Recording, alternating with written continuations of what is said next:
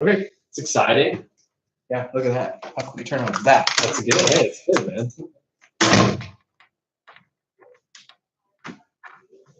All right, so we're going to talk end of quarter deal strategy with anyone who wants to join. I don't know if anybody will want to join. We'll see what happens. But yeah, let's talk about anyone who's having any type of end of year, end of quarter challenges. We've never done a YouTube live like this before. I have no clue if anybody's interested or not, but we're doing some YouTube live, some Instagram live. I'm hanging out for the next 30 minutes working, answering any questions that any of my sales people or marketing people have about how do I get deals over the finish line at this time of year when it's like the very, very end of the quarter. So for any questions that you all have, Jake, I'm trying to figure out, I've got this big deal, be extremely selfish. Ask any questions that you have about getting big deals or any deals over the finish line or maybe things that are stuck.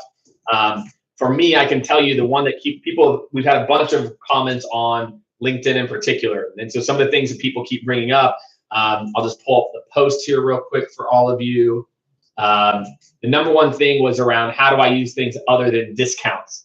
I think a lot of people, when we think about how do I get someone over the finish line, they're constantly thinking about discounts. You know, is that the only lever that I have? Is that the only way that I have to get someone to do something at the end of the quarter is to actually, you know, give someone a discount or actually give someone, you know, something that's not necessarily value add. So for me, I think a lot of this thing, how I think about kind of end of the month, end of the quarter is what are the things that are important to that person? And look, there comes times, I think a lot of people, what they try to actually do is instead of actually listening to the customer, when the customer says, look, man, my CEO cannot do this deal. Like, I want to work with you. I want to make this happen, but I can't actually do this deal. I think a lot of people, they just don't listen. They're just like, well, yeah, but let's just hold out for, you know, like the annual deal. And sometimes the right answer is like, look, maybe the right answer is to just take down a smaller deal. So again, any of you who are having any questions about how to do this, how to take down smaller, you know, what you should do at the end of it. Another person asked, Jake, procurement slowing me down was the quote. So anytime that you have procurement, everybody's favorite person is our friends in procurement. I love all of you out there. I really wish that sometimes you would, you know, actually, help us out on the sales side.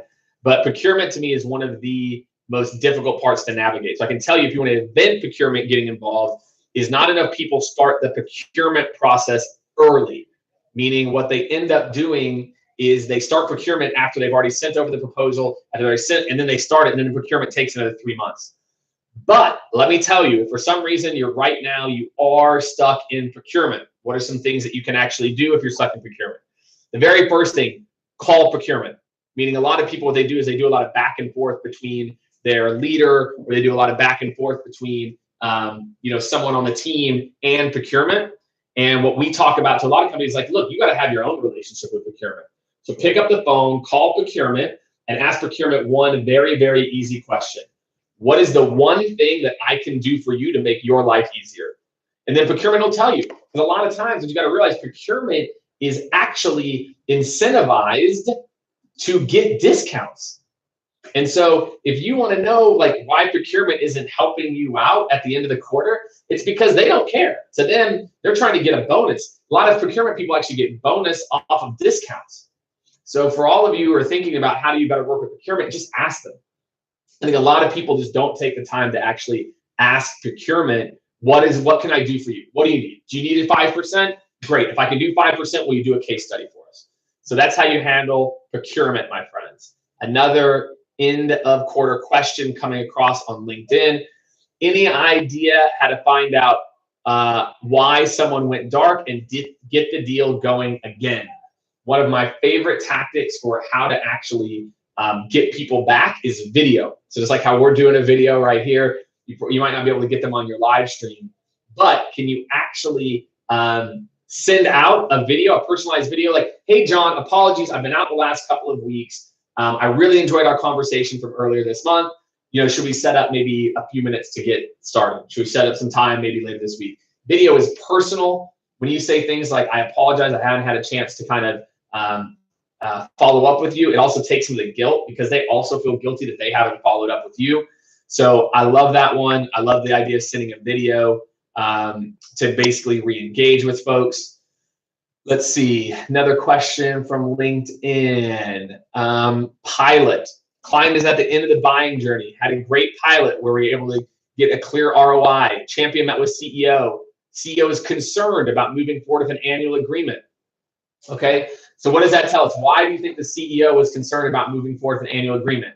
Because they were the ultimate decision maker and we didn't ask the questions ahead of time.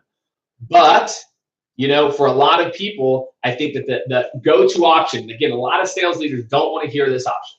They don't want to hear it's all, annual deals or nothing, right? It's either I'm going to do an annual deal or nothing. But in reality, look, take down the deal, right? Like the average company only does like 40 or 50% of their business from their new business. So instead of sitting here trying to force someone to do an annual deal at the end of the quarter, look, take down a 6-month or take down a 12-month with a 6-month opt-out. But again, I think a lot of people were so trained, especially in software sales, to really think about, oh my God, it's only annual deals. It's only annual deals. That's all I got to do. I got to do annual deals. But in reality, look, maybe again, like what we're in March. And maybe it's like, look, I've already spent all my budget. So instead, what we did a lot of at Glassdoor in particular is we would sell like 8-month pilots to then get to the budget season for next year, right? Because I'd rather have my budget season line up with their budget season whenever possible. So again, a lot of people think about take down a smaller deal. Don't keep holding out faith over and over again. If you didn't talk to the CEO, that's on you. And in the future, just learn how to get that CEO involved early in the process. So, all right. Q1 whale opportunity. You're hoping to get buttoned up, but gets acquired by a PE firm, right? A private equity firm. What's next? You might be screwed, my man. Unfortunately, when a private equity firm comes in, a lot of what they're focused on is they're focused on margins. So again, same strategy. If something just completely upturns the apple cart, something literally changes the whole landscape of the deal, you've got to adjust your strategy as well too. And so a lot of people, it's like, look, if a PE firm took over, immediately just try to get in there with something that you can get on. So then before they start to look at all the cost cutting, ways to drive up margins, that they can actually sneak something in for you. So that's my advice. Try to sneak something in, my friend. All right.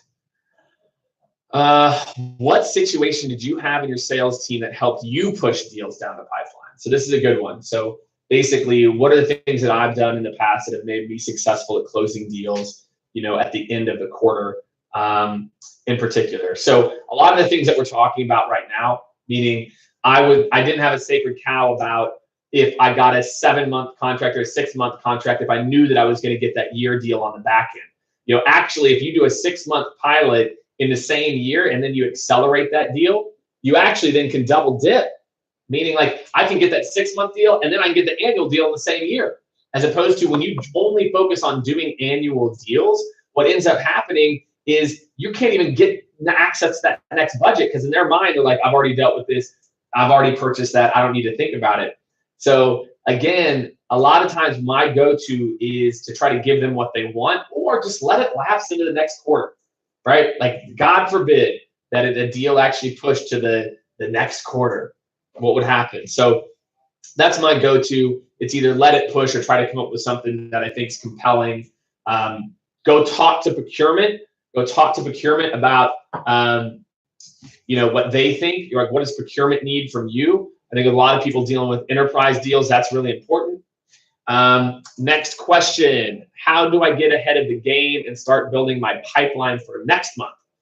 Newly off the ramp, new SDR on a new team, but even still, I want to start padding.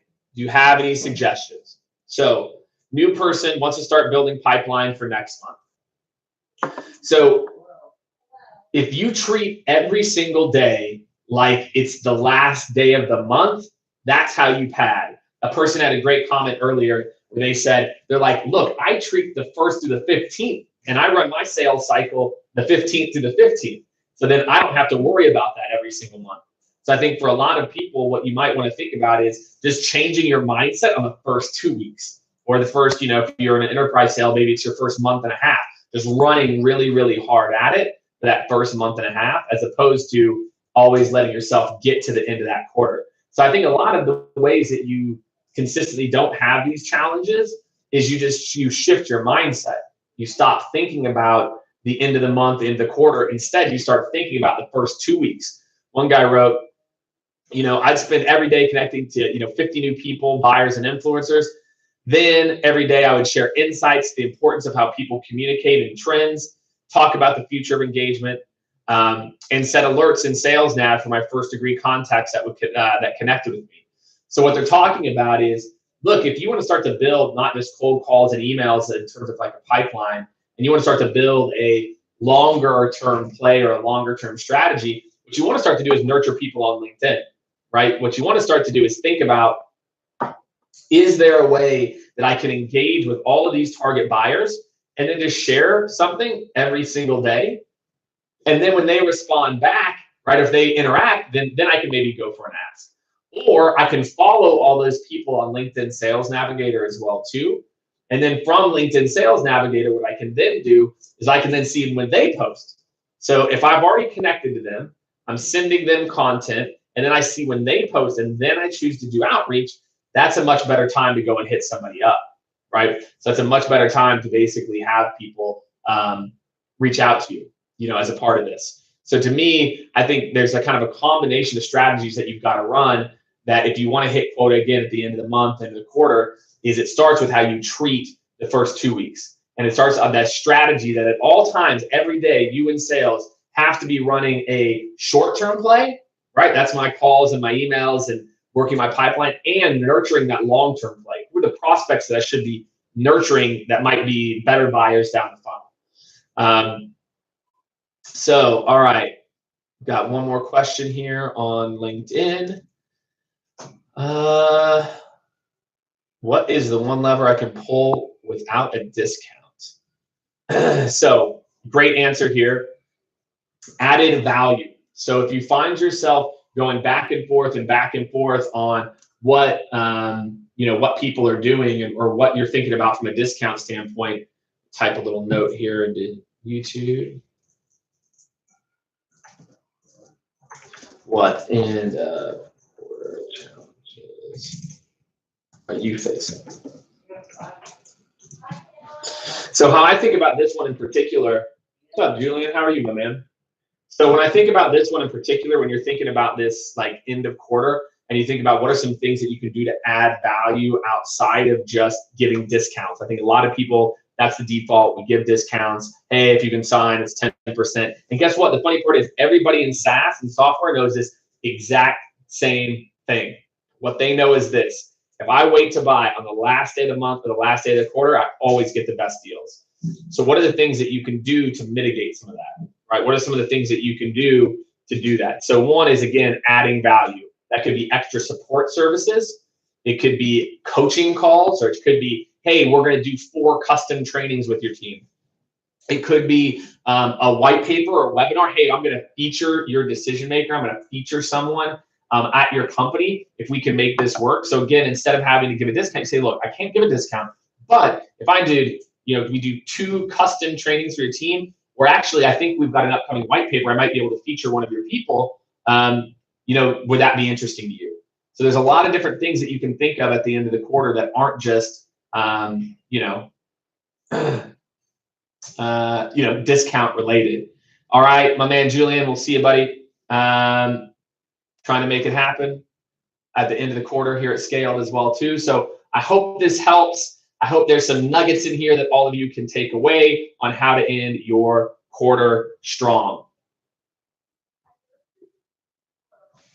I'm out.